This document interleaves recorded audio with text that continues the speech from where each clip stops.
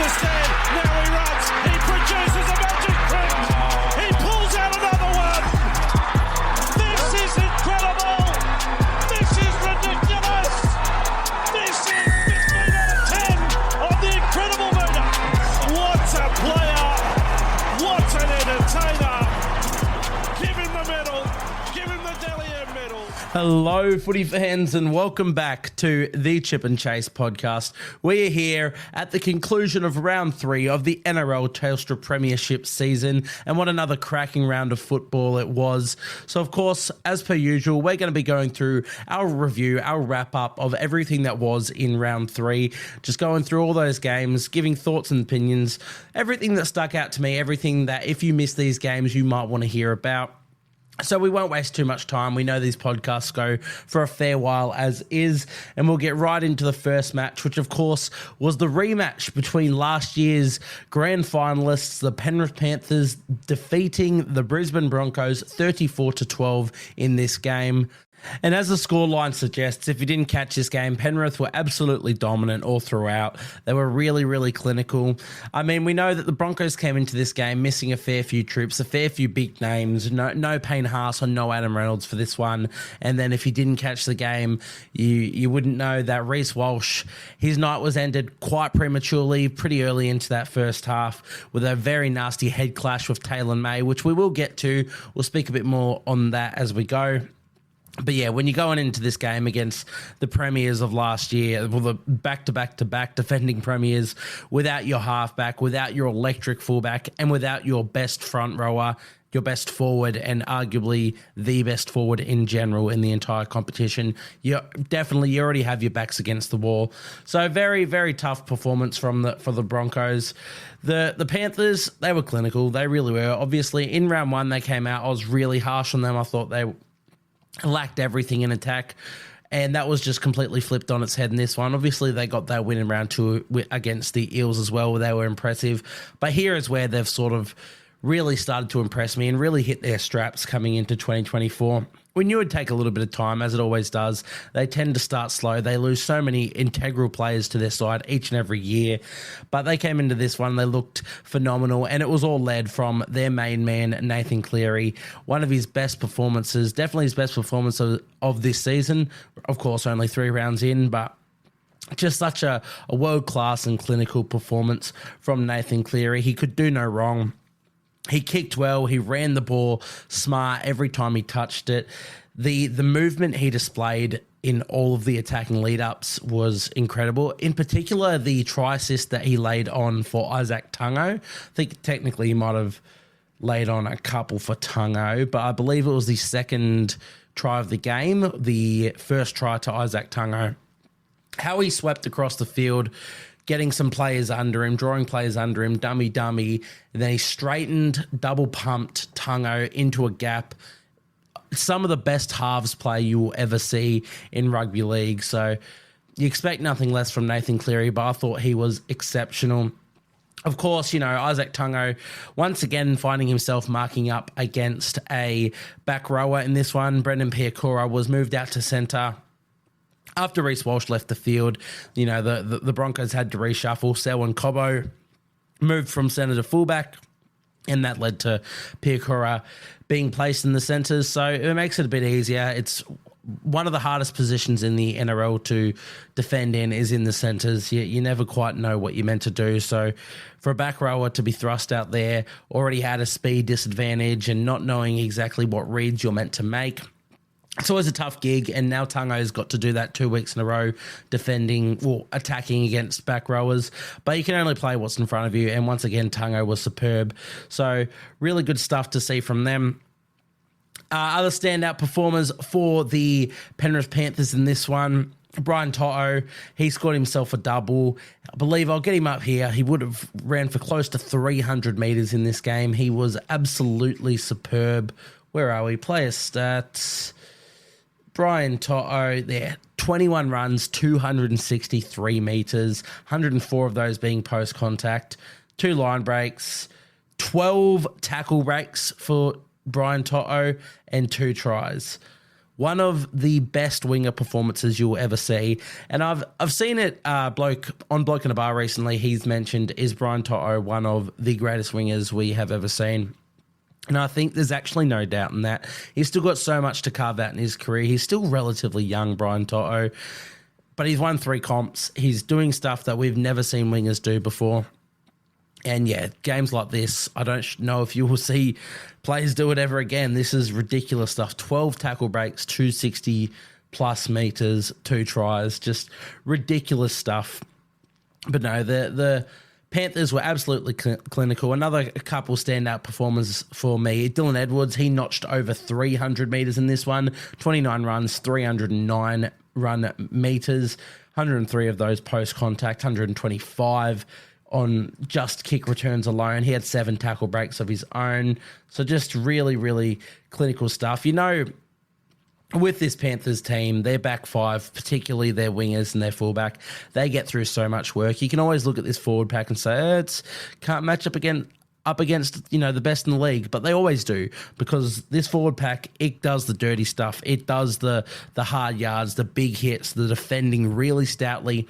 And where they may, you know, lack in minutes, they might not be punching out 80 minutes like a Paddy Carrigan, though Isaiah Yeo is one to constantly punch that out regardless. But where they lack in those minutes and then they lack in those meters, you've got these wingers and they just do that and they find those meters. They run for more than anyone in the competition. So you don't need to tire out your front rowers and your forward pack with that sort of running game, and they still clock up incredible stuff. Moses Leota, mentioned him last week, was absolutely phenomenal. He looked good again in this one. Punched out 51 minutes, so a pretty darn good knock, 121 meters himself. I also thought Liam Henry off the bench for the Panthers, I thought he was superb. He ended up playing 42 minutes in this one, so a tick upwards in his minutes, obviously with the loss of James Fisher-Harris for this game. But in his 42 minutes, he just ran with so much intent, ended up with 105 metres of his own, which is just really, really good to see from the young forward. He looks like an absolute gun going forward. I can definitely see him pushing his way into this starting side in a year or two. But, yeah, I guess the standout, of course, was Nathan Cleary. He just controlled the game. He got himself an early spell in that second half as well, with about 15, 20 to go. They just took him off. The game was wrapped up. If you're a Broncos fan, you can't be too disappointed.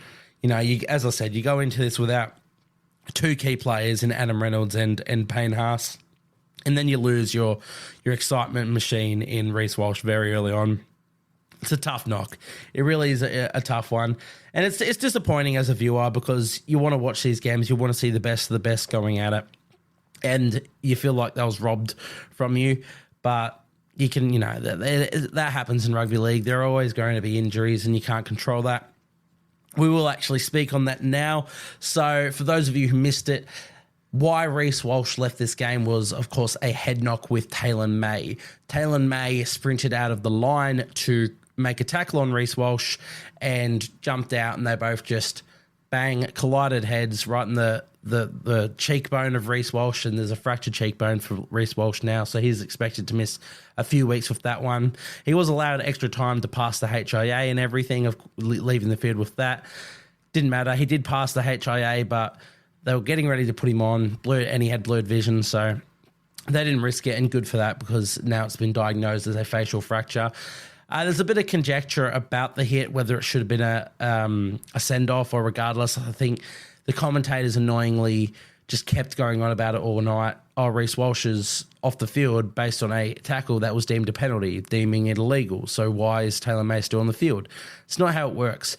Just because somebody gets injured off an illegal play doesn't mean that that player who made that illegal play should also be taken off, unless it's in a really, really bad case. But of course, that's what the referees are there for. That's what the video ref is there for, to deem on those things. Taylor May did everything right in the situation. I argued, you know, it was a penalty regardless, saying it was a duty of care. I believe that was the call. Yeah, I'm not so sure on this whole duty of care crap, but I'm fine with the penalty, maybe because Taylor May sort of didn't really wrap the arm. To me, it looked a bit like a shoulder charge. Not that the shoulder made contact with the head or anything. The shoulder charge wasn't the result of the injury. It was just a unlucky head knock between the two players. But no, I think penalties suffice. You don't need to take Taylor May off for it. It's just unfortunate that Reece Walsh missed the game and will miss a few weeks from that. But yeah, that's sort of just how I view that play. But moving on to some of the standouts for the Broncos, I thought Selwyn Cobbo, I thought he put in a really good performance from the back when he was moved to fullback. He was just really good on a lot of the tidy-up plays, getting a lot of effort around the park and cleaning up grubbers and cleaning up some attacking raids, which was really, really good to see. Someone who hasn't played too much fullback in the NRL. He's obviously been a fullback coming through his lower grades and stuff, so he has that awareness. But it was really good to see him display that in this game, and particularly against, the best team in the competition. So I thought Selwyn Cobbo looked really good. Most notably, there was a kick that I think it was Nathan Cleary, it might have been Mitch Kenny. Actually, I do think it was Mitch Kenny. Mitch Kenny put in a grubber and just cleaned up by Selwyn, and he just broke the line and took off. So, yeah, really, really good stuff from Selwyn. He did look quite awkward in some of the attacking structures. Doesn't look very comfortable as a passer of the football, which is always a bit of concern. But, he's not actually meant to be their fullback regardless. He just did a admirable job at filling in for them. But if we look at his stats for this game, 19 runs, 167 metres, had that line break, and 7 tackle breaks. And a lot of, as I say, clean-up plays and effort areas and defence, which don't read on stats. But I thought Selwyn Cobbo had a good game for the Broncos. I thought Katoni Staggs, I thought he was really strong for them as well. He's just I reckon he's probably the best centre in the NRL when it comes to just one-on-one contact. Anybody who tries to put a hit on him or him putting a hit on someone, it's just nightmare. The sounds from literally just watching on TV, the sound of anyone hitting him or him hitting anyone, it just echoes throughout the room. So I would not like to get in his way. He came up with a pretty darn good hit in defence. I think he ironed out Liam Martin in a fantastic one-on-one tackle late in that second half. And bloody Liam Martin, he's a nuggety man, not an easy man to stop at all. And Katoni absolutely flattened him. But no, he finished this game, 11 runs. You'd obviously want to see a few more, but Broncos, keep in mind, Broncos were also pretty starved of possession in this game. He ended with 124 metres, 3 tackle breaks. Just, again, a lot of stuff that can't be measured in stats. Just the way he went into contact is just what he's known for, and it was really, really good to see from him. I thought Kobe Hetherington for the Broncos had a much improved game off the bench, a really good response to last week where I thought he had a rather poor game, but he looked really good in this one, came up again with some really good hits in defence. He's known for that. Like, there was, of course, the hit that he made in the grand final that if the Broncos went on to win that game, would probably go down in grand final history. Not to be, Broncos obviously losing that one, but he came up with a similar play in this one. Can't remember who exactly he hit, but it was just a fantastic, just one-on-one effort in defence. But he brought a lot of impact in attack as well. 12 runs, 123 metres for Kobe Hetherington. What did we go in the tackle department? 27 tackles as well, so really good stuff from Kobe. Yeah, as I said, great response to last week's performance. Paddy Carrigan, once again, really courageous performance. Ended up playing the full 80. When they're out of a man down on troops in Payne Haas, you want Paddy to step up, and he did in a big way. He took 16 runs, 167 metres, 43 tackles as well. Just everything. You can't fault him whatsoever for Brisbane's performance. You can sit here and look at that performance and say he deserved more from his team. But honestly, I don't think the Broncos didn't try. I don't think anyone was actually poor necessarily for the Broncos. They just went in undermanned and they versed the best team in the competition. If you're a Broncos fan, I don't think you're too disappointed about this performance. That they tried the guts out, and that's everything you can ask for from your team. Paddy Carrigan was the spearhead of that, as he always is the captain of this squad. And finally, for the Broncos, I thought Ezra Mam, I thought he looked pretty dangerous. He really tried his heart out to just conjure something all game in the absence of his star teammates. Didn't quite get it done in this one, obviously. Not his hat-trick performance of the grand final, but he just kept trying, kept doing stuff out of the ordinary. He put Brendan Piacora away down the short side on one occasion in that second half, which led to the Jesse Arthurs try. Like he just tried, and he looked pretty dangerous out there. So I got to respect that one for Ezra Mam as well. But that's sort of how this one all sort of played out to me. Fantastic game from the Penrith Panthers. And if you, as I said, if you're a Broncos supporter, you can't be too disappointed with that. Oh, actually, sorry. The last man I actually wanted to give a big shout out to, Mitch Kenny. I thought his bearing on this game, it won't show up in the stats department. Besides, he did score a try, so that one always helps. But his bearing on the flow of this game and their attacking structures, if you're, as I said, if you're just looking on stats, you're not really going to see much, but he controlled this game completely. The way he'd sort of just dart out or do a lot of deceptive movements around that ruck, and it really opened the space, and that's what Cleary played off the back of. So I'd go as far to say that Mitch Kenny's influence on this game was right up there with Nathan Cleary's. He was absolutely instrumental in the way that the Panthers tore the Broncos apart. So big shout out Mitch Kenny, of course. Scored that try. I'll read through a couple of his other stats. Line break, that would have came off the try. 35 tackles, 6 misses. So it's actually not that, again, not the best performance on the stats department. But if you watch that game and you keep an eye on Mitch Kenny, you can see what he brings to this squad. It's something I never thought that he had in him, but I thought he was phenomenal in this game. Right up there with one of my performances of the round from a hooker. I'm not sure who'll make it my team of the week, but I guess you guys will have to see when that one comes out. But as I said, fantastic performance from the Penrith Panthers, really flexing their premiership muscle again. And Broncos, it's a spirited performance. They got blown out. That's the scoreboard says that, but it's going to happen, and you can't really... It's something that you look at as a coach and say, look, boys, that happens. We move on to next week. So really, really good game to start the round. But we will move on to the second game, which, of course, took place on the Friday. We had the Warriors, my Warriors, taking on the Canberra Raiders. Very different sort of affair here. Obviously, this one being the lowest scoring. Actually, it wasn't the lowest. No, it's not. Well, ignore what I was about to say. But one of the lowest scoring games of the round. 18-10, the Warriors snuck away with the victory in this one. Yeah, very much different from the first game of the round, and very much different from the rest of the games this round, to be honest. A lot of blowouts, a lot of high-scoring games this week. Well, this one was very much just grit and grind, which you expect when it's a clash against the Raiders. They really weed you down and they get you into that battle and they get you into that grind, and I love that about the Raiders. But what I love more is that the Warriors, who sucked into that. They were sucked into that grind, but they came away with the win. Take nothing away from the Raiders, though. Thought they were really good. They defended so stoutly this entire game. But Warriors getting their first win, putting them on the board for 2024. In terms of their standout performers, I thought Adam Fanua-Blake was absolutely superb once again. He really is a superstar of this game. There's not many forwards and especially not many front rowers who can be considered superstars. In fact, I'd argue there's probably only 3 superstar front rowers. One of those being Tino, who unfortunately we will get to, has done his ACL and will miss the remainder of the season, which is a really, really unfortunate thing to happen and really disappointing. It's always sucks seeing a player go down injured, and especially someone of his capabilities. But we'll get more into that when we get to the Bulldogs-Titans game.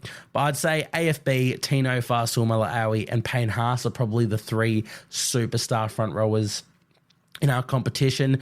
You can say people like James Fisher-Harris, Moses Leota, Joseph Tarpany to an extent. I would argue they're not superstars. You can say that they're better players if you want. I wouldn't say that those players are better than the 3 superstars I named. But they are fantastic players in their own right. But what AFB, Haas and Fa'asuamaleaui bring to their squads and bring to the league, it can't really be measured. They just bring so much in attack and defence, and I truly believe that Fanua-Blake is a superstar of the NRL. The way he can just constantly beat the first defender and just like poke his nose through the line, find his front, get quick play of the balls. It's everything that you want, all the good qualities you want in a front row forward. But then, you add in his try-scoring ability, his hits and defence to swing momentum, and his ability to do it in long minutes, week in, week out on a consistent basis.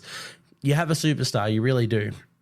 There's not too many players out there that can do what AFB does, and I'm so gutted we're losing him. But his stats for this game were genuinely very, very impressive. I think he did it in quite low minutes as well. So where are we?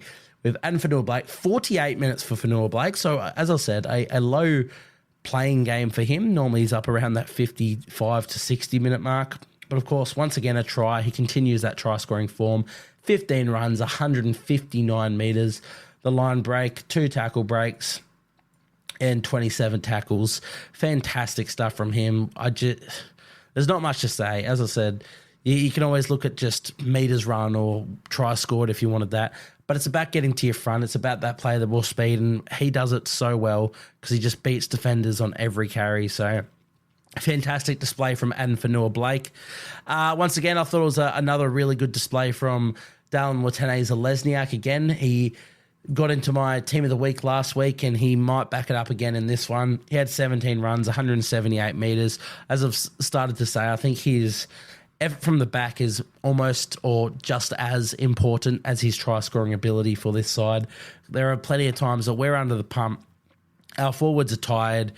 We're getting overrun, and Dallin just winds up off the back fence, and he makes so many metres. There was also had that big hit on Albert Hopewate to finish that first half as well, which was really good. Sometimes Dallin can get caught out in defence, but the way he read that play was really exciting.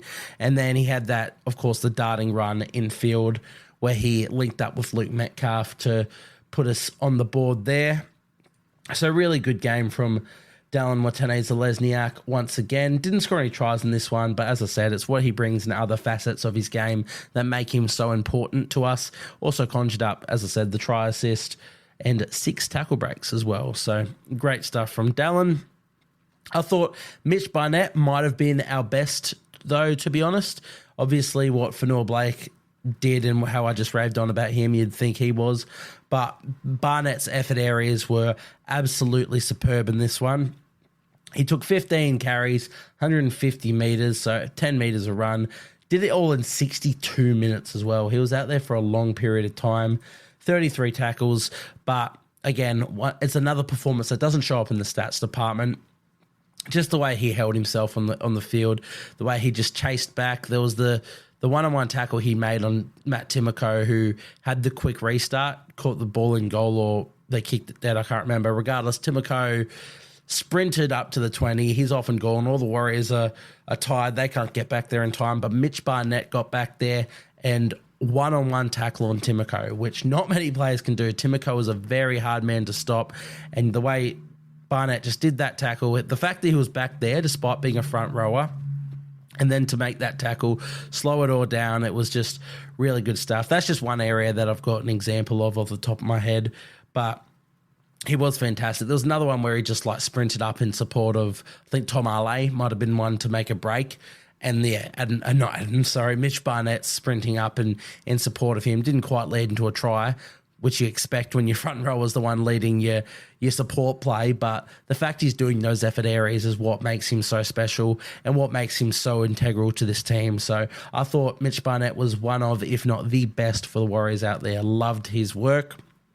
Roger Tuivasa-Sheck had his best performance since coming back to the NRL. He's been good so far, Roger. Don't get me wrong. He has definitely not shied away from work, but in this one, he ended up playing a fair bit of the game at fullback. Tane Tuapiki went off with a head knock and ended up failing that HIA, so he will also miss next week with a stand-down policy. Not sure if Chans will be back next week. If he isn't, you'd assume Roger gets moved into that role because he did fill in there quite well in this one. But he got his first try back in the NRL. Just a typical Roger Tuivasa-Sheck try. Crabbing across field, just beating defenders about 15, 20 metres out from the line, breaks through and just goes over to score a try. And I believe that was the game-sealing try by the end of that game. Yeah, that was the last try of the game. We ended up winning the game from that. So fantastic display from Roger. Ended up going for 200 metres, as he always does. That was the habit of Roger when he was a fullback.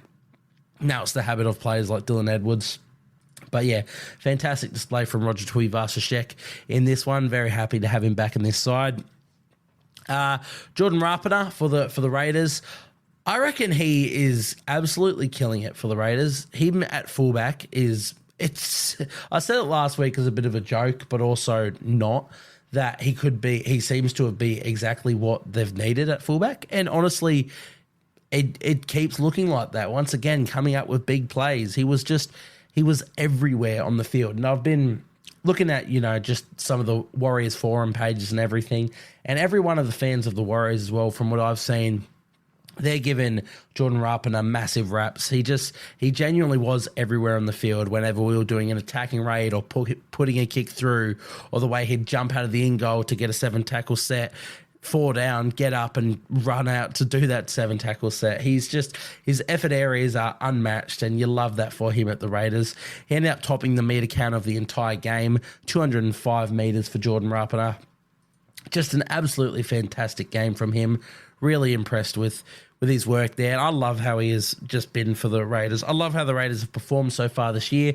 Obviously, this is their first loss. I didn't think they were bad at all. As I said, they defended really, really well. We just scored a couple of late tries, one of which just came on the back of a Canberra error. So definitely, if you're a Raiders fan, you don't take too much negatively out of this game. I think you should hold your heads high. Raiders played really well, and Jordan Rapana, he typified their effort. Absolutely loved his stuff. We mentioned him briefly earlier, but Matt Timoko, just a colossus. He's so hard to stop. He ended up scoring a try in this one. Beat Roger Tuivasa-Sheck, just all ends up with a bit of speed on the outside. And then Marcelo Montoya tried to give him the big bear hug and bring him to ground, and Timoko ran flat over him to score a try. Just so hard to stop. He's such a nuggety, fast, powerful player. Really difficult man to actually bring to ground. And the Warriors, they struggled with that all game. He ended up running for 135 metres off 11 runs as well. So really impressive stuff. Apparently only had the 3 tackle breaks. I think just what eyeballing that game, he had a lot more than that. Just goes to show that stats don't mean everything. But Matt Timoko for the Raiders, absolutely fantastic. In terms of the rest of their squad, any standouts? There weren't too many, to be honest.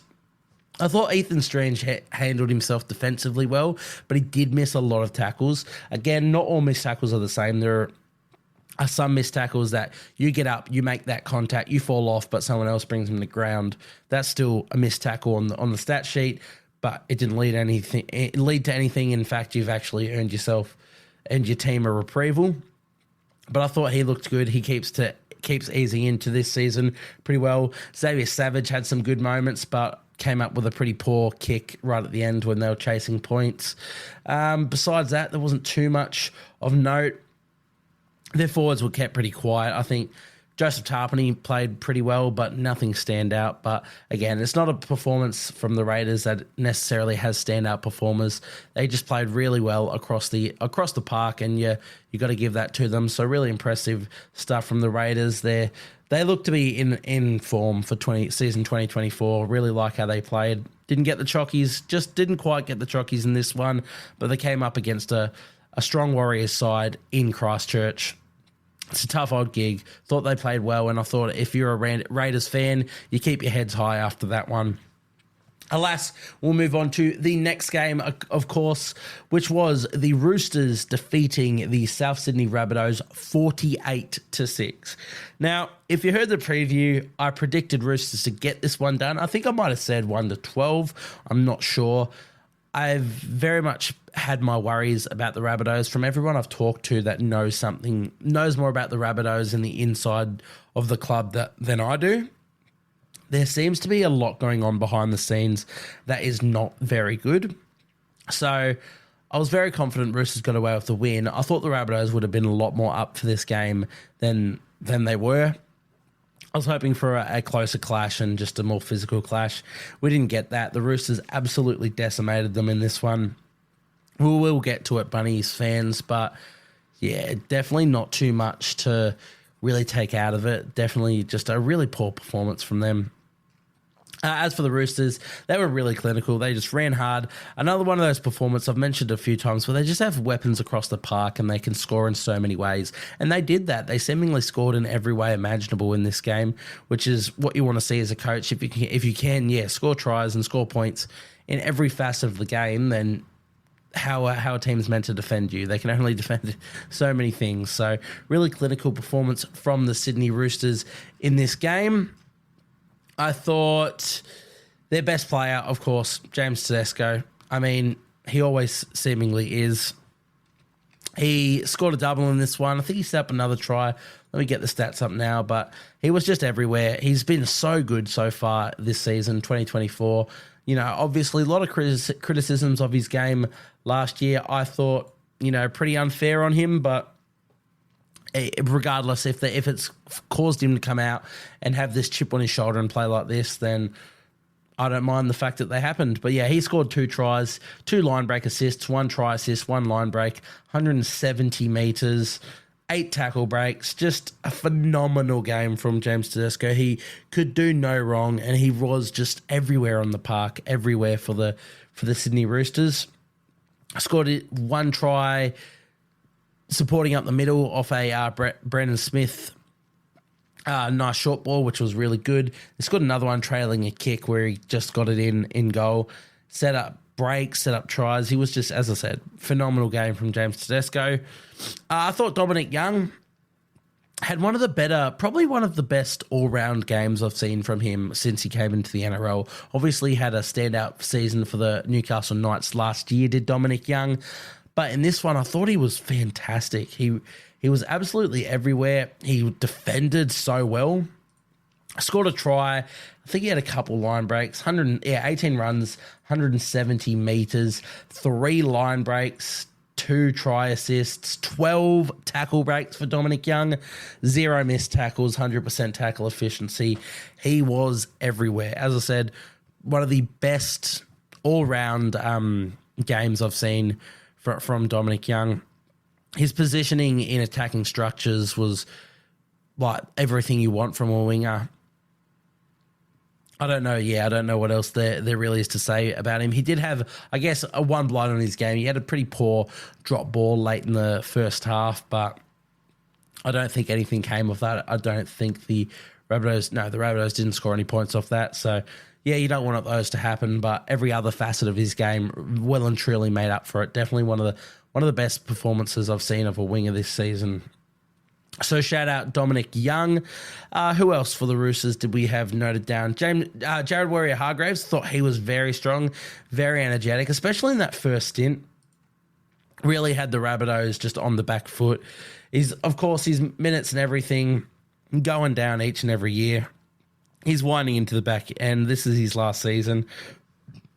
Only played the 38 in this one, so less than half of the game. But when he was out there, the influence he has on this team is just, it's undeniable. And you hear the way that the Roosters boys talk about him.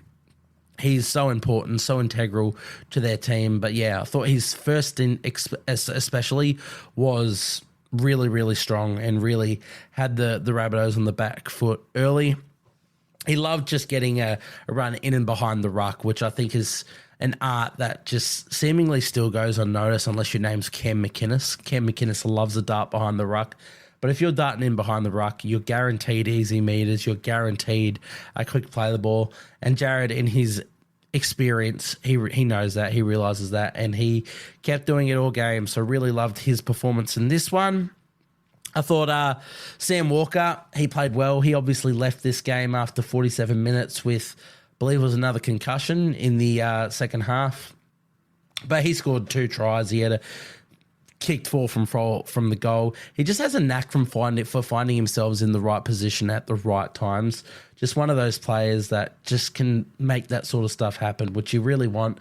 And it's good that he had this sort of performance. Obviously didn't finish the game, but he had this performance in a game without Luke Keary, which you can, not so much a criticism of him because we know in that 2021 season, I believe it was, he led the Roosters around the park in Luke Keary's absence. But he hasn't done it for a while. Luke Keary has very much been a staple of this side, and Sam Walker dropped in and out of first grade last year.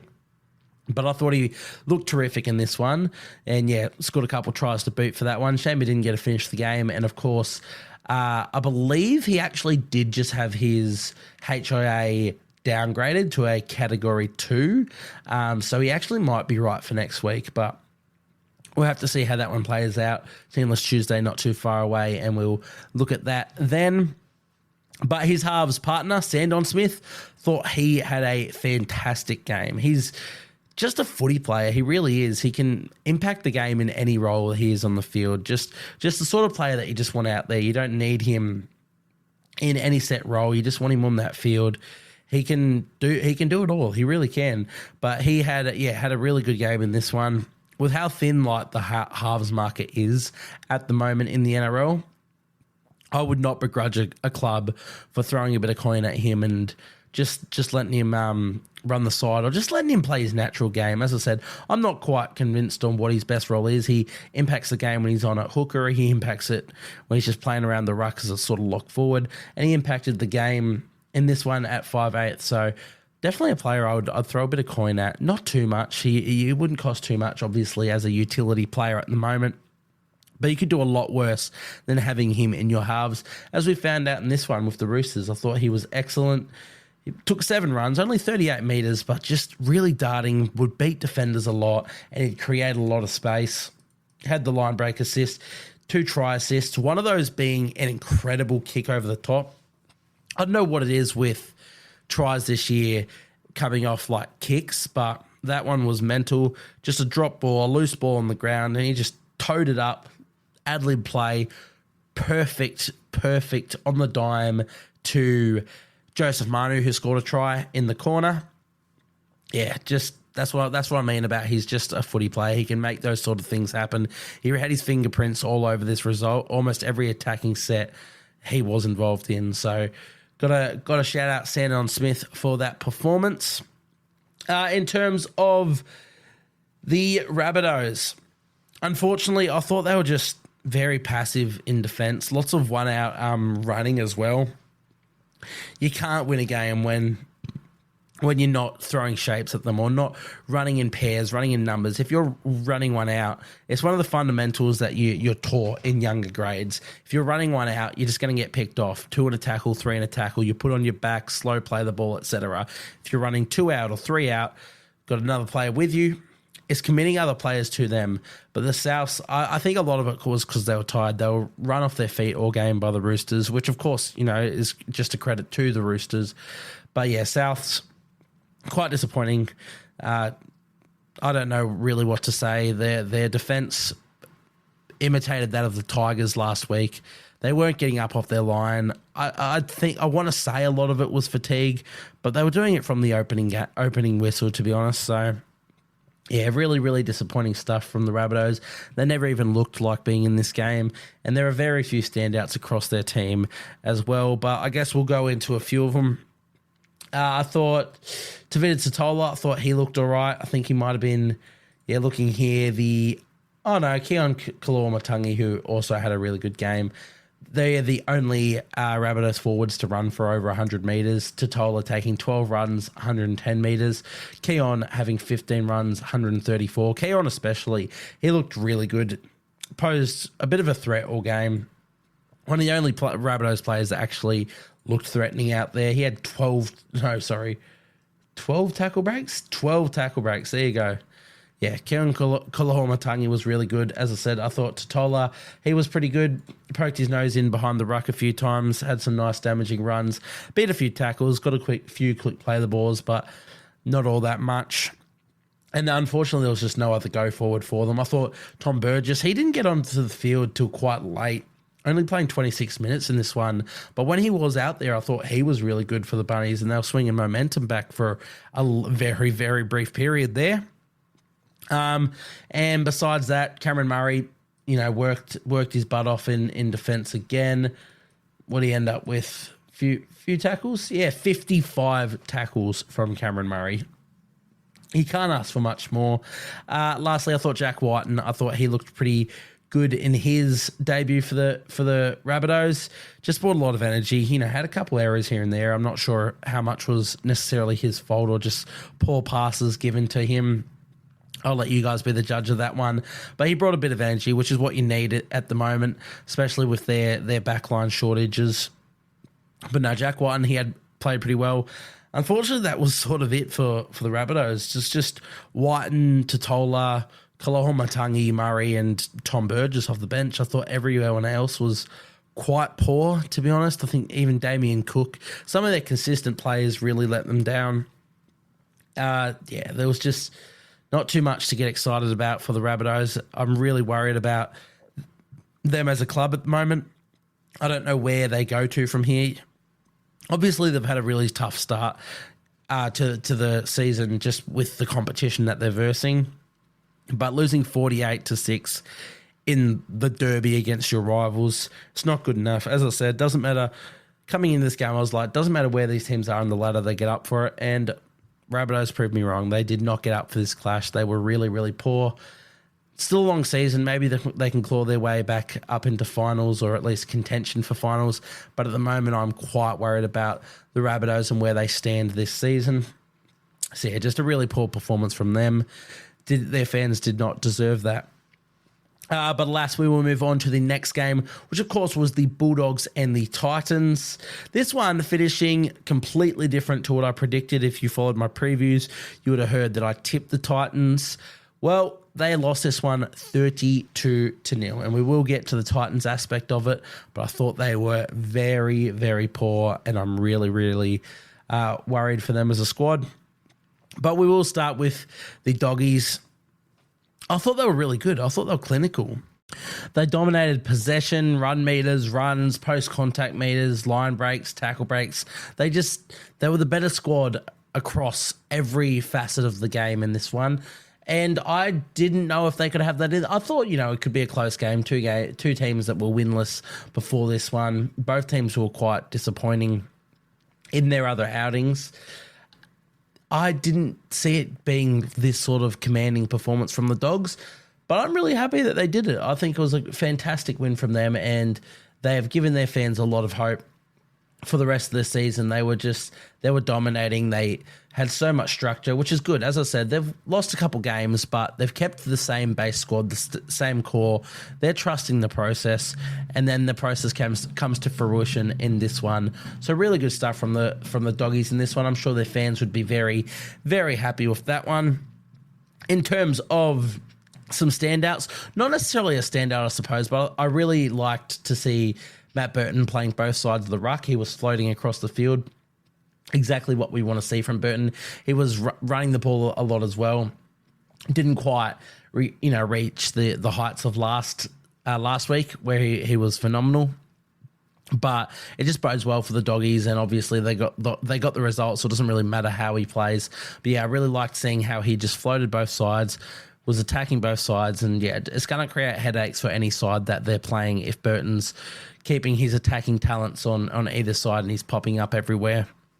But the big standout for them was Viliami Kikau, another player we gave a rap last week, but he was phenomenal in this one. He probably was the deciding factor. They absolutely smashed the Titans. He wasn't the deciding factor, but he was the most integral man to their performance in this one.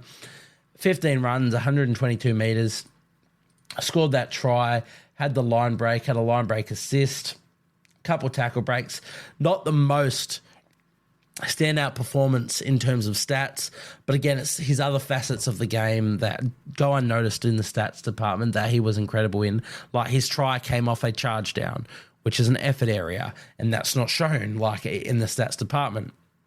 If you're getting anything off a charge down, you're doing fantastic work.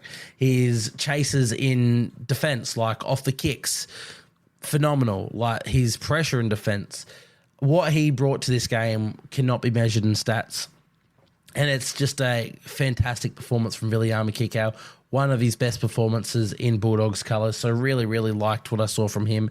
Might have been my man of the match for this one. I'm not sure. We'll have to keep going through a couple of my notes here and see if anyone else stood out to me more. But moving on, I thought Jacob Kiraz, he really silenced a lot of the critics, including myself, who were a bit, critical of his move to centre. I wasn't so much like in the boat that he couldn't do it. I was in the boat that you've got someone like Connor Tracy, who's almost a specialist centre, put him there, keep Kira as on the wing where it's his best position. But I'm happy with what they've done so far because it means Blake Wilson gets to stay in this squad, and Wilson has been tremendous. He had another really good game in this one. 23 runs from Blake Wilson, 146 metres. He had a try taken back as well. So Blake Wilson's been phenomenal, and I love him for the Doggies. But Kiraz, he was everywhere. 122 metres. He had 2 line breaks. 1 line break, 2 line break assists, 11 tackle breaks. And I thought he was pretty darn good defensively. 4 offloads as well from Jacob Kiraz. He was up against Brian Kelly, and Brian Kelly he had no hope of containing him all night. Kiraz really gave him a bath. And Kelly is another one of those specialist centres, someone who's very adept and experienced in that position. And Kiraz, with his just raw abilities, came out and absolutely took it to him. Fantastic display from Jacob Kiraz. I love him as a player. I love him for the Bulldogs. He just bleeds what that club is all about. I'm so happy that he's playing the way he is. I'm so happy that the Canterbury fans love him as much as I do. Another standout, man, I just sort of mentioned, Connor Tracy ended up scoring a try, but his 23 runs for 233 metres was the standout. He was exceptional. Every run, he was just darting and making so many metres. I'm such a big fan of Connor Tracy. I can't believe that no other squads went for him. Like, with the Parramatta Eels and their struggles for the centres and their struggles for outside backs, I thought for sure that they would throw a bit of cash at Connor Tracy. They could have done a lot worse than having him playing in that centre position. But he's found his way at the Dogs. Obviously missed the opening round, just didn't make their side, but now he's filling in for Josh Adokar. And with performances like this, obviously Josh Adokar is going to take that spot back, you'd assume. But he's just so good. Blake Taaffe had a really good game in this one, scored a try. I'd still be looking to move Connor Tracy to fullback, or someone like Stephen Crichton to fullback and Tracy to centre. I just think what Tracy brings is so important to your side. And I think he needs to be in there. So hopefully, yeah, it's a bit unfair to Blake Taaffe if he is the one to make way. But when Adokar comes back, I think Tracy does just need to stay in this side. He was absolutely phenomenal. I thought Reid Marnie, thought he had probably, or arguably at least, his best game since joining the Bulldogs. He was just really strong. He had a couple darting runs in and behind the ruck. He made a line break and linked up with Blake Taaffe, putting him away for a try. He kicked incredibly well, had a couple line breaks, a try assist. He was just, really good in this one, Reid Marnie. Had to go on the defensive department. He's been missing a few tackles in recent years. 46 tackles, 3 missed, so not too bad at all from Reid Marnie in this one. Thought he was really good for the Doggies as well. In terms of the rest of their team, Jacob Preston, he scored a try. He's always, you know what you're going to get from Jacob Preston every week. He's great. Josh Curran, again off the bench, loving his new role. He's still not a front row in my opinion, but one of those players that he's just a footballer. You're better for having him out in the park, and he looked really good. I thought it was really interesting that Sam Hughes still only got 20 minutes in this one. Liam Knight only played 28 as well. So obviously Josh Curran's getting a lot of time in that front row. Kurt Mann also played 52 off the bench, so probably in and around the middle. But with a side that's so light on in big boys, like you can have all these players that can play in the middle, like Kurt Mann, like Josh Curran, like Curtis Morin, but they're not front rowers. They're not your big boppers, but they're getting the job done. And against a Titans team that has a really strong forward pack, they absolutely decimated them. So you can't be too critical on how they're doing all the rotations at the moment. But yeah, I thought Josh Curran was really good off the bench as well. He took 14 runs, 126 metres from him. Fantastic stuff from him. But yeah, it's a performance from the Dogs that, again, doesn't really stand out in terms of performers or individual performers, but the way that they played as a squad was incredible. I thought Drew Hutchison controlled the team really well. I've been critical of Drew Hutchison and just the Bulldogs' decision to play him over Toby Sexton, but I thought he was good in this one. Stephen Crichton had a good game.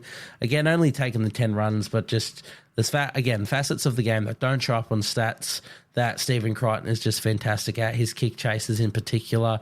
Yeah, just a really good all-round performance from the Doggies. And as a Doggies fan, you've got to be really happy with this one. And I'm sure that you're seeing the light at the end of the tunnel because, yeah, they played incredibly well in this game, and you've got to love that. Unfortunately, as for the Titans, I thought they were awful. I think there's no better way to say it. It's just errors and lapses in concentration, really. They just killed themselves. They were in the fight for probably the opening 30 minutes. You could even argue the entire first half, but they could hardly complete a set in attack. Gave away soft penalties in defense to keep themselves under pressure. And unfortunately, like, whenever they did complete a set, whenever they did actually manage to get a kick away, it was a really, really poor kick as well. So, yeah, ones that never went deep, never found grass.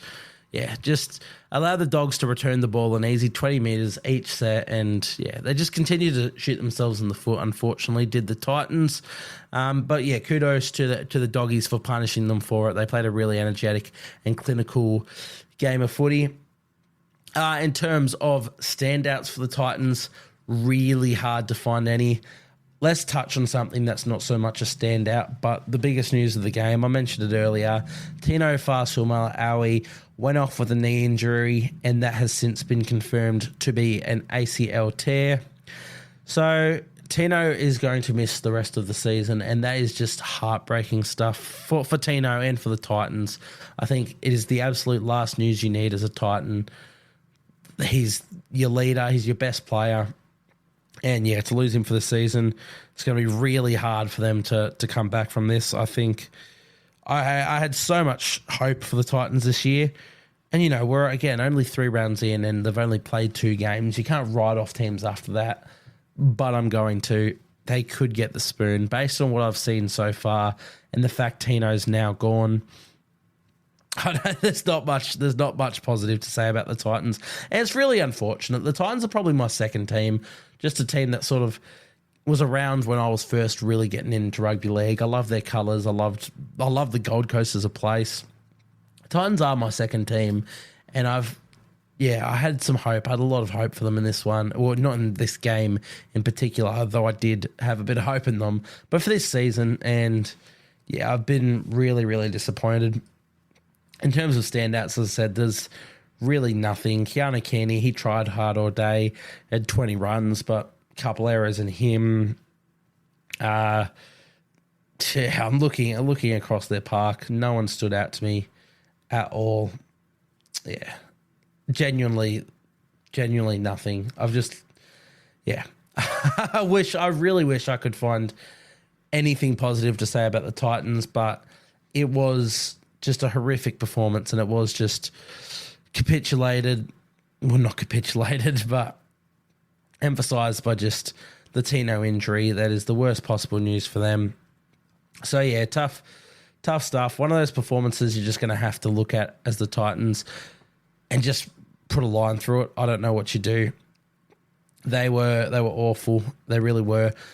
In terms of not so standout performers, I thought Tanner Boyd was really, really poor in this one. It was probably the worst display I've ever seen from a half, or at least a half back, in my time of watching rugby league. And I'm not saying this to be negative. I'm a Tanner Boyd fan.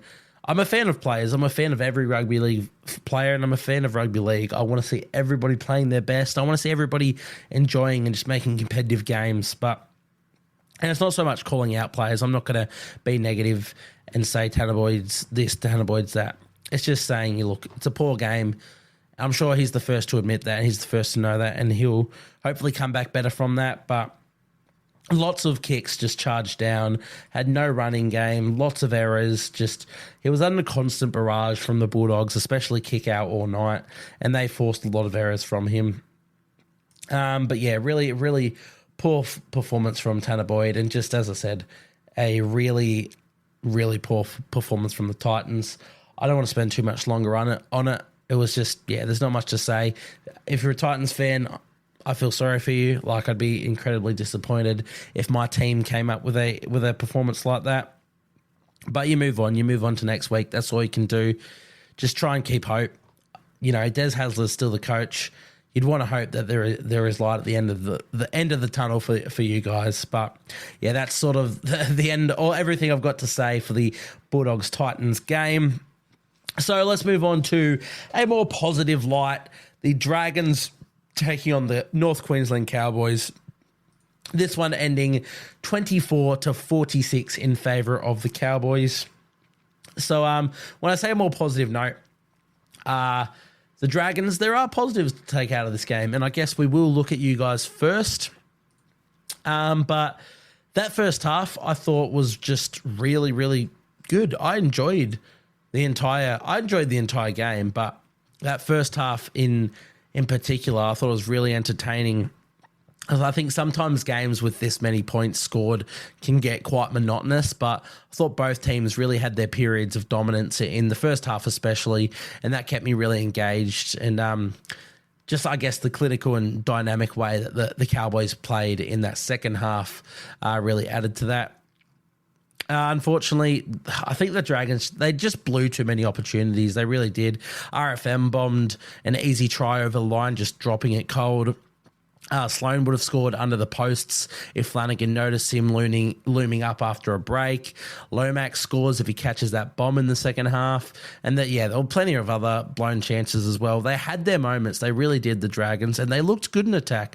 They just couldn't execute them all, unfortunately. While the Cowboys they struggled not to score every chance they got. They were absolutely clinical. But as I said, starting with the Dragons and some of their standout performers, you've got to go straight to Zach Lomax again. You know, there's obviously a lot coming out about Zach Lomax this season. Unsettled, doesn't want to be there. But the way he's performing tells the complete opposite story.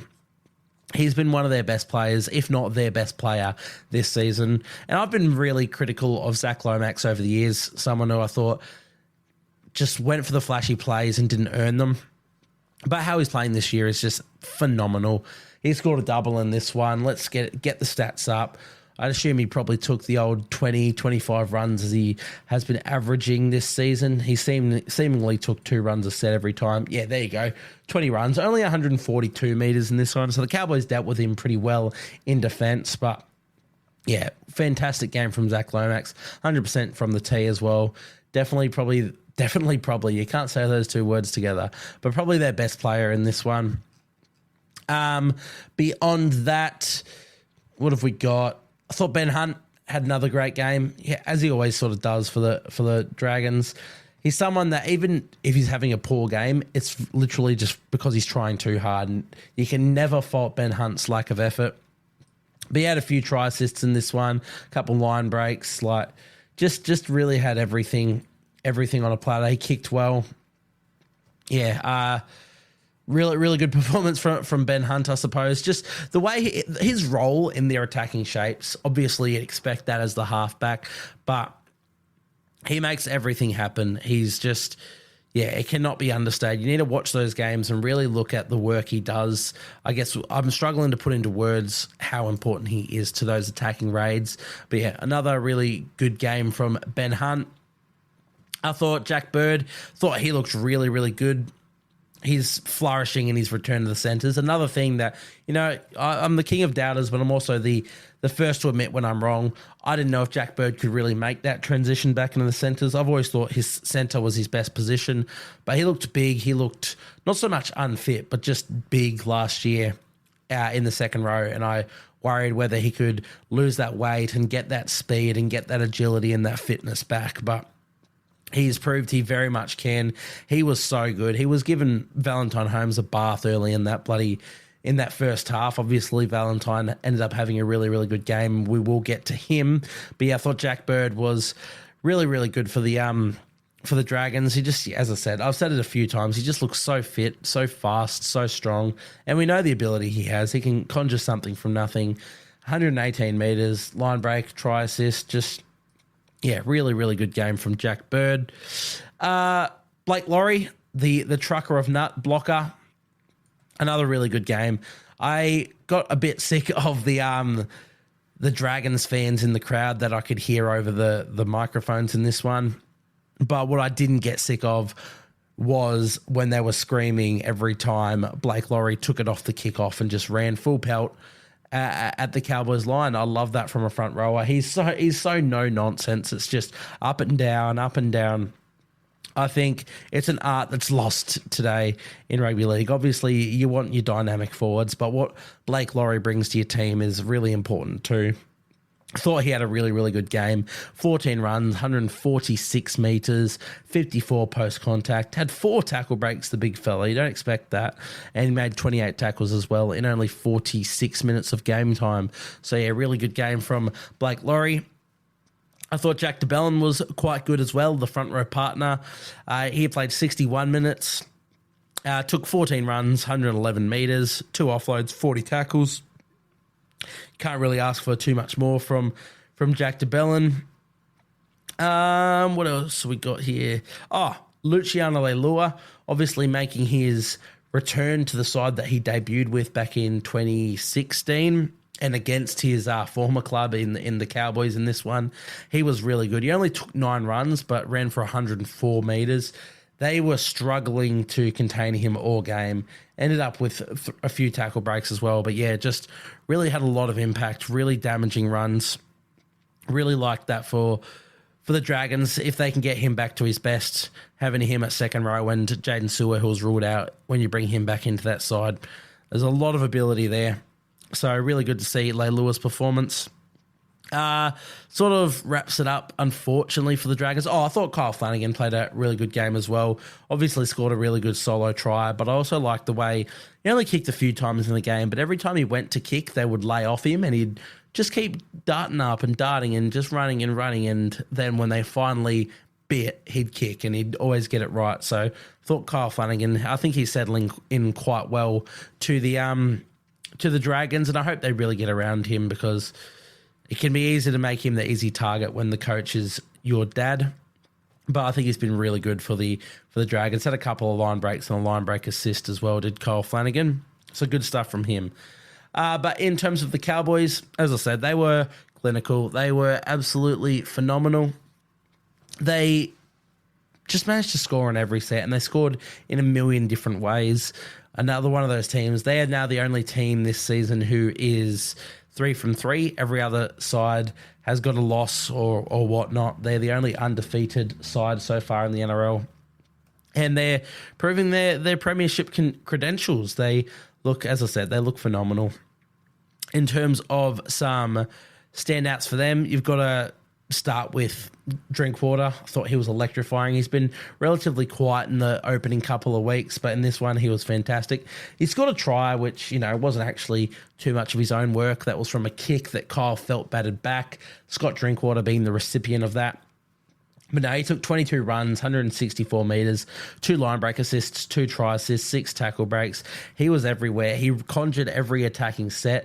The play that he put on for Valentine Holmes, just darting across field, linking back with Holmes, gorgeous. The way he linked back up through the middle himself, gorgeous. He was everywhere for the Cowboys, probably their best player on the field. So, yeah, really, really good game from Scott Drinkwater, one of the best performers of the entire round, I'd say. I thought he was tremendous. To be honest, though, I thought the Cowboys bench were the real influences in this one. The Dragons were up quite convincingly in that first half. They scored in the 10th and the 14th and the 19th minute. They were up 18 to 4, I believe it was. They had it all not so much wrapped up, but they were in control of this game. Then it was when Sam McIntyre and Griffin Neame came onto the field that they completely swung the momentum back for the Cowboys. In fact, Sam McIntyre and Griffin Neame were actually the next 2 try scorers for the Cowboys to get them back into that contest. So that's incredible stuff. When your bench players come in and they can have that impact, that's exactly what you want. McIntyre was really good, 16 runs, 132 metres. As I said, he scored that try as well. But Griffin Neame in particular, he's going to get a feature in my team of the week. This one, of course, that try that I mentioned, 18 runs, 178 metres. He was phenomenal. But yeah, the Cowboys bench, that's what you need. You've got players like Jason Taumalolo, who also only played the 21 minutes today. Jordan McLean, who played really well. But when those two come off, if you can replace them with impact like these guys did, then you're in for a really good stead. So I'm really excited about this Cowboys team. They're doing so well. As I said, there's weapons across the park. They're just filling in admirably. Even their Star Wars or their, the players that aren't so exciting do their job and they do it so well. So Loving what I'm seeing of the Cowboys. I thought Chad Townsend, honestly, I think he's been so underrated to start this season in particular for the Cowboys. I thought he was their best player last week when they got the Golden Point win over the Knights. And he wasn't too far off it in this one as well. Backed it up with a really, really good game. 86 metres from your halfback. Scored another try. Had a line break. Had a try assist. How many metres did he kick for? Probably a fair few, knowing Chad. Only 244. I guess they didn't have to kick for many. I'm looking across their thing now. They didn't have to kick at all against this Dragons team. But yeah, I thought Chad Townsend had a fantastic game. Reece Robson, really good game all around. The complete performance you want to see from a hooker. 7 runs for 75 metres, 2 line break assists, 3 try assists. You can't ask for much more. Probably did well in defence, 35 tackles as well. They didn't have to make too many, so he probably made more than everybody else. In fact, he did. Big shock. And lastly, as I mentioned a little bit earlier, Valentine Holmes, he was really good. He started off quite shaky. I thought his defence was quite worrying, especially based on how he played last week. I was like, oh, shit, is another one of those games from Valentine Holmes. Is he actually a centre? Do we have to move him? But he proved me wrong, ended up playing fantastic. And again, proved me wrong. I love Valentine Holmes. I love Valentine as a centre. It's just there's a few games here and there that I'm like, oh, God, you can't get exposed like that. Last week was one of them. I thought this week started off like that, but no, absolutely not. He completely switched the narrative, scored a try, had 7 conversions. So he tallied 18 of his own points for this game. He tallied almost as much points as the entire Dragons team. 21 runs, 247 metres, 107 post-contact, 2 line breaks, 1 line break assist, 1 try assist, 7 tackle breaks. Just an incredible attacking performance from Valentine Holmes. Probably going to feature in my team of the week. We'll have to see that when it comes up. But yeah, shout out Valentine. Really improved performance on what he did last week. And yeah, shout out the Cowboys. They are definitely on the way to the Premiership, on the way to the top 8 at least. There was a lot of people excited about this club this year, myself included. And they're proving that. They just keep finding ways and they have threats all across the park. I thought the Dragons were pretty good, especially in that first half. They shot themselves in the foot a bit too much, just didn't complete the opportunities that they should have, while the Cowboys, they were clinical. They have so much threat across the board. So really exciting stuff for the Cowboys and great game from them in this one. We will move on, however, to the next game, which of course was the West Tigers and the Cronulla Sharks. This one, the upset of the round, and I could not be happier for it. The West Tigers won this one 32-6. As I said, that is phenomenal stuff. I didn't really give them a hope in hell of winning this one. I thought the Sharks were absolutely going to run a train on them, and they did not. As I said, I could not be happier for how this game played out. There was a moment at halftime when the Tigers led it at halftime, and they're walking up the tunnel, and the Tigers crowd, the Leichhardt faithful, gave them a standing ovation, and I was honestly emotional watching it. You know, I'm not a Tigers fan by any means, but seeing this club that's endured a lot over their period, and their fans have enjoyed a lot, you know, watching them go out and do that, and to see their fans get up and back them, I loved it. I was so happy watching that happen, and it was just a much improved performance from the Tigers from last week. I thought they were awful last week. You know, I said that a million times. But this week they were expansive. They were entertaining, and most of all, they showed effort that they didn't show that last week. And I guess none more so than Apisai Koroso. He typified that effort. One of the best hooker performances you're going to see. Just a phenomenal captain's knock as well. He ended up getting an early shower. He kicked a few conversions. He ran for 76 metres from 12 runs, had 2 line break assists, 2 try assists as well. Like, again, you don't look at stats for performances like what Appy did in this one. He was instrumental to this win. In fact, he was literally the catalyst for it. Everything he did, everything the Tigers ran was off him. He got them ahead. He got them extending their lead, it was all Apasai Coruscant. His effort areas were unmatched. The way he scrambled for loose balls, the way he chased players in defence, it really typifies the Tigers' effort and the Tigers' performance in this game. So I'm really happy with how they went and how Apasai, led them around the park. On the flip side, I thought, the Sharks were the complete opposite to the Tigers in this one. In fact, I think they mirrored the Tigers' Week 2 performance. They were incredibly passive in defence. They just let the Tigers run for a long way before even making contact. The Tigers were making 8+ meters before contact in almost every run, and that inevitably creates quick play the balls. It makes it really hard to defend against, and it makes you tired. If they're getting up and down all this time so quick, you're gassed. There is nothing more taxing than defending in rugby league, and if you're letting them get quick play the balls, you're done. So, really disappointing from the Sharkies. I'm not so worried about them yet. Obviously, they've had 2 really good wins to start this season. And sometimes you have days like this where, nothing goes right. And while they definitely played, poorly, I think a lot of credit just has to be given to the Tigers for it. They just played so good. They really blew them off the park. They deserve every rap imaginable to the Tigers. As I said, got the tips wrong, got the predictions wrong, got the bets wrong, but could not be happier for it. Loved what I saw from the West's Tigers in terms of a few more of their standout players. I thought Aiden Caesar back starting in the NRL, back starting at halfback for them, was tremendous in attack and defence, honestly. There was a tackle he made on Nico Hines on the 5th tackle, just one-on-one, absolutely swamped him. Love that sort of stuff. But, he just led them around the park. He was so good with that. His kicking game was immense. His passing game, the way he dug into line and played out the back, just everything about him was a perfect sort of halfback performance from a veteran. And what you want when you've got someone like young Lockie Galvin, who played really, really well as well.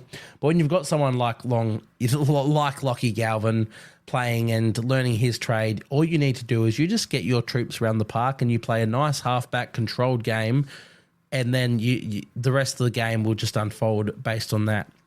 So I thought Aiden Caesar was absolutely incredible. And honestly, there was a few runs. It was step. He looked like a fullback out there for a 32-year-old halfback with not known for being the most pacey. But really good stuff from Caesar. Justin Olam, he's going to be an absolute fan favourite for the Tigers. Obviously, as he always is, he's a fan favourite of every club he's at. He's a fan favourite of the NRL, Justin Olam, as he should be. Really, really good game from him. I'll never get sick of seeing him give 110% in attack and defence, but his stats for this game, he had 16 runs, 177 metres, 2 line breaks, 1 try. How many tackle breaks did he make? Probably a fair few knowing Justin Olam. Only the 4. I say only. Still a good knock, but fantastic stuff from Justin Olam. As I said, going to be a fan favourite for the Tigers for years to come. Just a really good game from him. I think he had that monster hit earlier as well. Can't remember who was on. He absolutely flattened someone.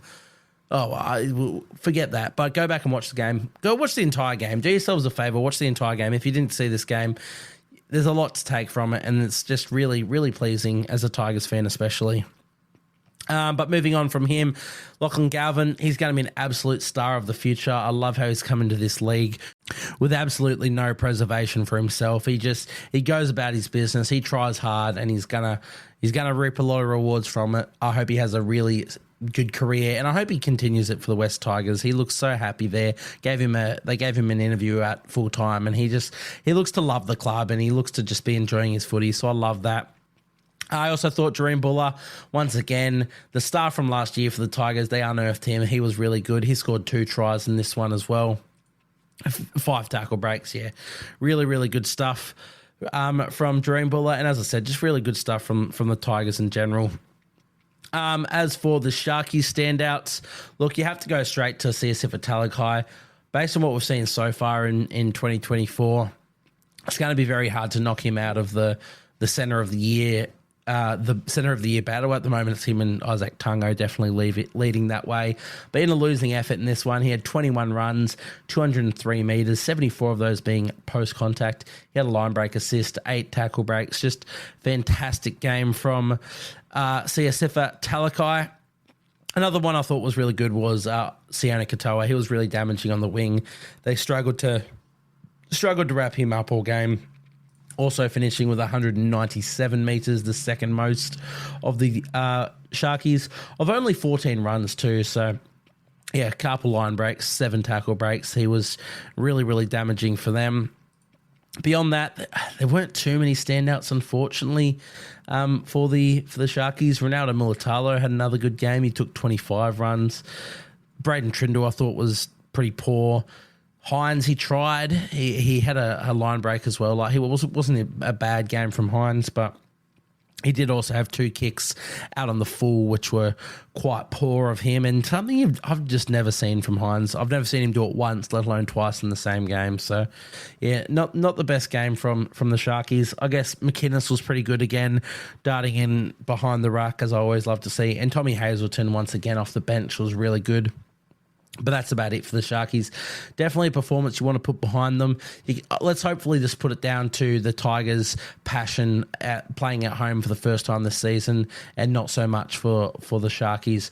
As I said, I'm not too worried about them for the season. I think they've got a lot ahead of them, and they definitely can contend for a premiership, but was not their best performance here. Alas, we will move on to the final games. We have 2 more, just the Sunday games. The Eels beating the Sea Eagles 28-24, a really close one. One of the best games of footy I've seen. Well, I've said that a couple of times this season already, which just typifies how good the league's been so far. But the Parramatta Eels winning this one was fantastic to see, especially because this Manly side came out red hot. Like, they were so entertaining. They were throwing it around in their own half with no regards to anything. They scored 2 tries in like the opening 10 minutes or something like that. They could not be stopped. And yet somehow the Eels managed to just stick to their structures, stick to their stuff, and wrestle that momentum back and get themselves back into the game. They were really under the pump early. But yeah, they did not let it get to them. They just played fast and direct. And I think the big reason that they won this game is because they're offloading. Manly had no answers for the Eels' offloading game. They could not wrap it up all game. And all of the Eels' points just came off plays off the back of that. But yeah, really entertaining game. Bit of back and forth. Bit of controversy, which we will get to. But yeah, for me, just as a neutral fan viewing this one, I really enjoyed it. One of the better games I've seen this season, and one of the better games I've seen in a long time. But let's start with the standouts for the Manly Sea Eagles. For the Sea Eagles, I thought that obviously Tom Trbojevic, you've got to say it every week. He's, as I said, when he's on, he's the best player in our league. He scored his first try for the season in this one off a kick. In fairness, this was off that short side raid. They went down on the right-hand side. He gave it to Garrick, who absolutely burned Morgan Harper on the wing. And then Garrick sprinting away down that sideline. Dylan Brown and Trbojevic are in a foot race on the inside.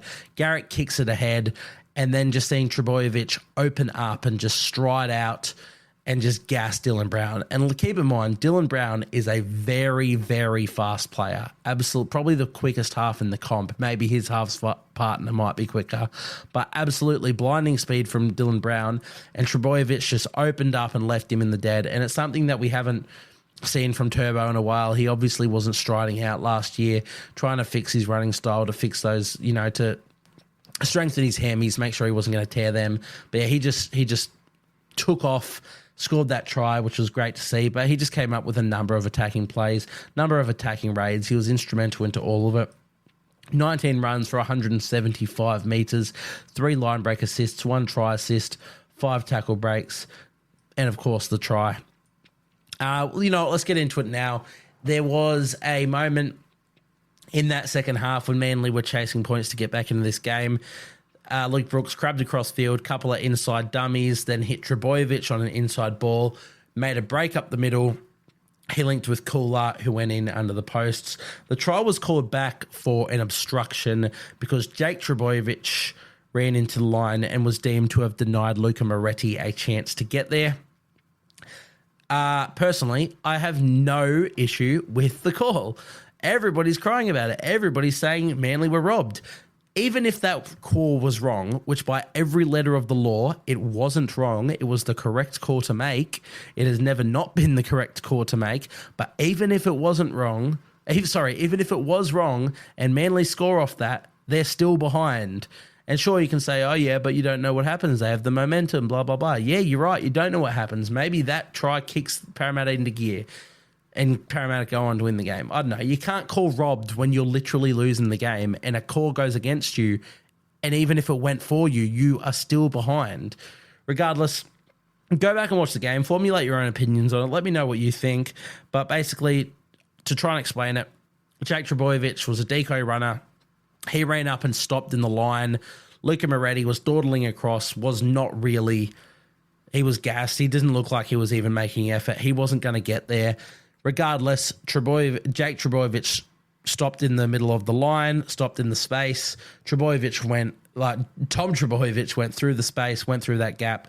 Luca Moretti threw their hands up saying he was denied a chance. Now, you can say, yeah, Luca wasn't going to get there. He'd already given up on the play, which I agree. He wasn't going to get there. But by every letter of the law, you cannot stop in the line. And Jake Trbojevic knows that, and you could tell he knew that. As soon as this call happened, he knew he'd stuffed up. You were taught as a forward, you're taught as a player in general, you either stop short of the line or you continue through it. You cannot stop in the defensive line, which is what he did. So I cannot for the life of me understand why there's complaints about that call. It was the right call, and you got to live with that. But regardless, let's keep going with these Manly standout players. Luke Brooks, once again, loving how he's playing for the Sea Eagles. He looks so confident. He had that break before halftime running about 50, 60 metres upfield. Maybe not that far, but gassed upfield. He looked really good. Obviously had that little break that I was just speaking of, or that line break assist. Clawed back, so it won't show up on the stat sheet. But, just looked really good. He looks so threatening in his role out there. I love how he's playing for him. I'll probably say it every week because I am a Luke Brooks fan. I'm so happy to see him flourishing. But yeah, looked really good for them. Ruben Garrick, fantastic. Had a couple line breaks on the right-hand side, just gassing plays. I'm still not the biggest fan of him in the senses. I think he's a better winger. But you can't deny with the way he's playing at the moment that he's not doing well out there because he was really good in this one.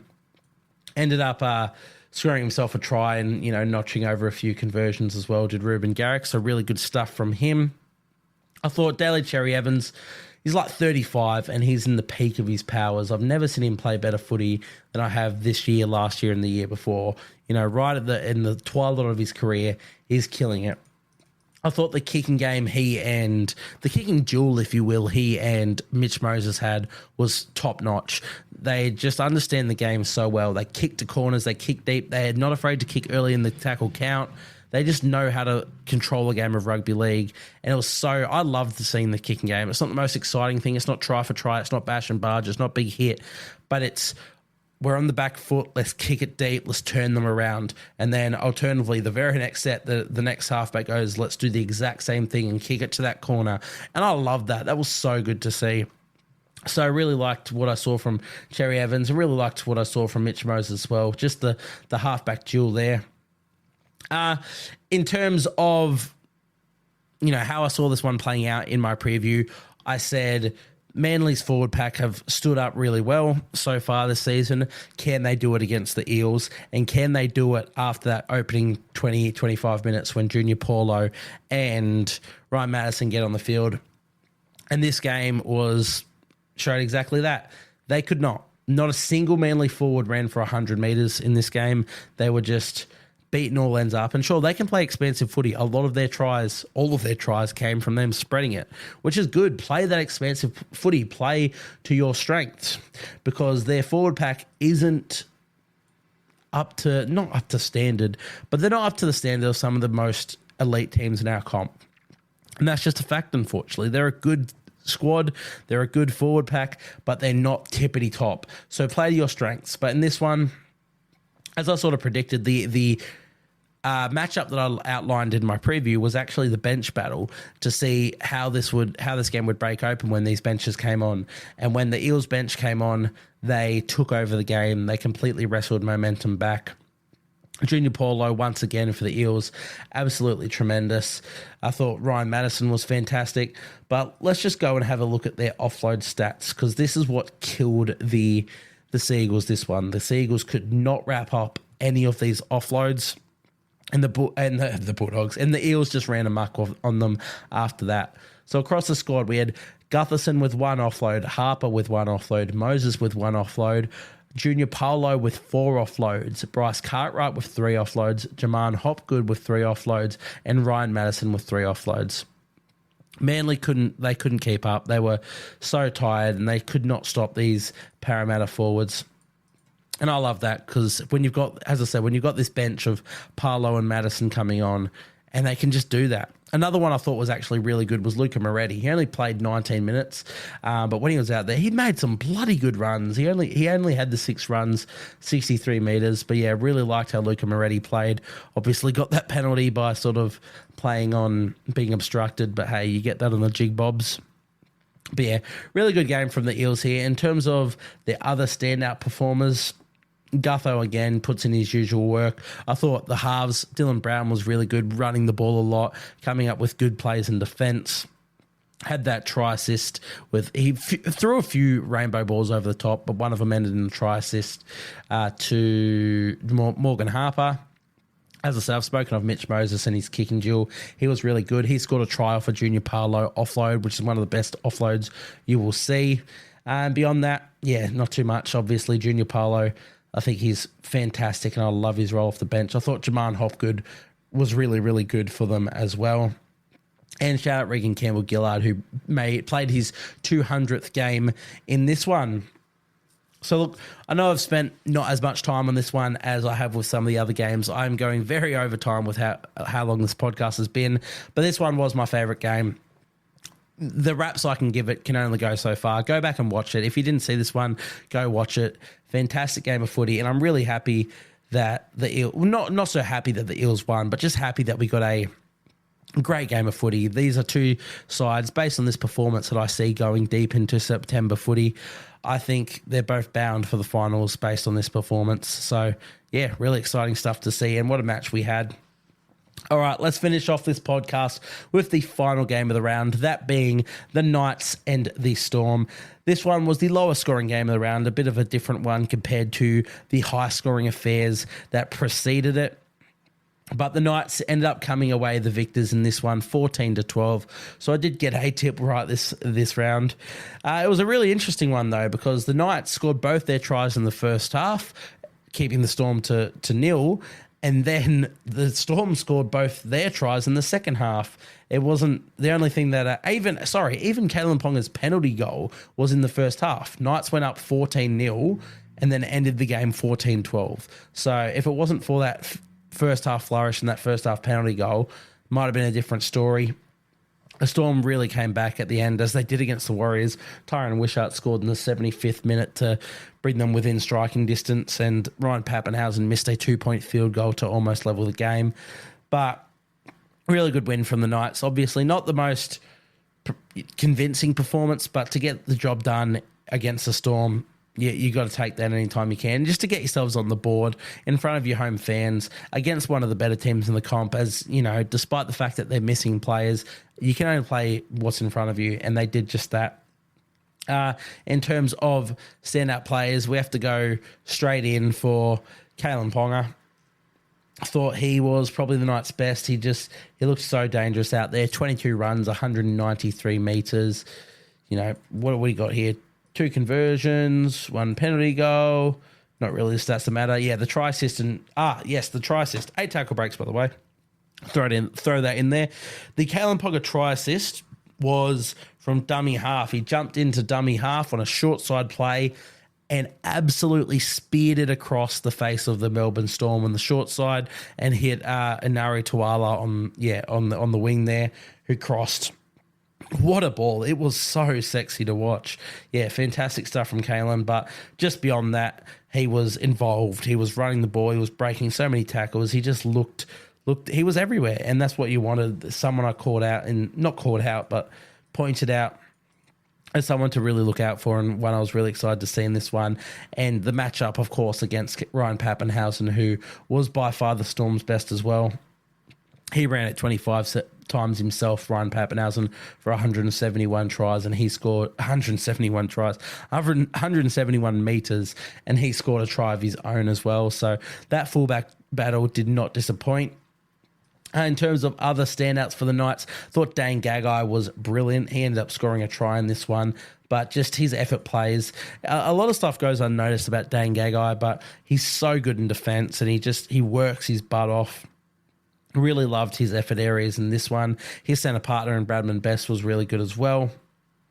I thought the halves were actually quite poor. Again, Tyson Gamble with another pretty poor game in my opinion, and I thought Jack Cogger didn't bring as much as we thought to this game. Honestly, if the Storm had their halves, I reckon they could have absolutely blown out the Knights in this one. I'm still not convinced about their team, but hey, they got the win. Hopefully that's enough to just set them on their way, and they can build from that. But yeah, rest of the standout performers, thought Jacob Saifiti was quite good.